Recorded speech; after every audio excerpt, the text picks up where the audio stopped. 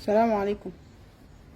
انا داير الفيديو ده يتشير على قدر ما يقدر الناس اللي بتدعمني، لانه في ناس كثيره يمكن ما عايزين عديل حتى كلامي يصل. وانا ما من طبيعي اتكلم، وانتم عارفين مما بدت المعركه دي ما من طبيعي اتكلم في حاجات جانبيه. بتكلم دايما في مواضيعنا اللي بتخش بلدنا. لكن انتوا كده انا عندي لكم سؤال، الحرب انتهت ولا شنو؟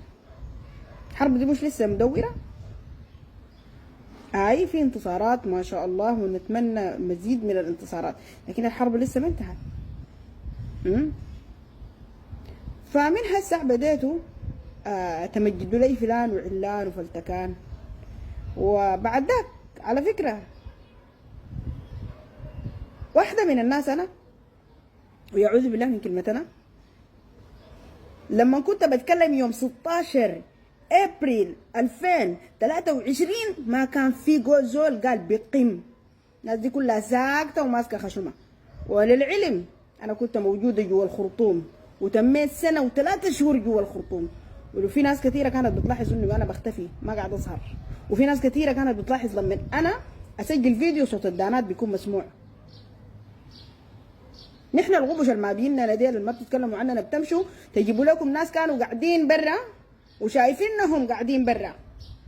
نحن ديل الغبش وناس الحاره وقاعدين لحد الليله قاعدين. بتقولوا بعض من الفنانين عندهم عوائل وبياكلوا وبيشربوا. نحن ما عندنا عوائل؟ ولا لما قعدنا هنا واهلنا ماتوا وبيوتنا اتسرقت وده كله ما عندنا؟ 200 تقلبوا تزيفوا في الحقائق، ودائما الناس تقلب تزيف. الواحد يجي يدار يرسم الحاجه على كيفه. يتهضموا حقوق الناس ليه؟ تعتيم اعلامي كامل لبعض الشخصيات اللي هي وقفت من البدايه. يا اخي ما تخلوا الناس تخرج من مسار الحاجه اللي بيعملوا فيها. صراحه ما كنت عايزه اتكلم في اي شيء، لكن يعني وصلت هنا من تفاصيل الناس اللي بتعمل فيها. اكتشفت انه الناس المفروض كان الناس اول ما الطلقه قالت دو الناس كانت تجري تقعد برا ويحدفوا بالطوب.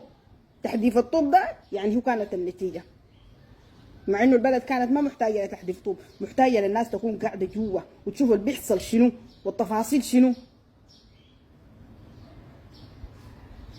تجيبوا الناس اخر حاجه بعد خلاص الناس تشوف السفينه راسيه على وين، تجيبوهم تمجدوهم وترفعوهم على راسنا. نحن الغبش اللي ما بيننا يا انا ناس الحاره، وكلامي ده ناس كثير عارفاه. نحن الواحد فينا لا يوم الليله امه بعينه ما شافها. سنتين من الحرب دي ولا سنه قربت تقفل السنتين، الواحد امه بعينه ما شافها وقاعد جوا السودان. وسنه و3 شهور انا جوا الخرطوم. واحد لما شكله يتغير وتفاصيله تتغير، وانتوا دايرين الناس تمشي تضرب البوهيه وتعمل الفيلر والبوتوكس والهناية عشان تتكلموا عنهم وعشان تدوم حقهم. عيب علي انا اناصر الناس المظلومه وما انصر نفسي.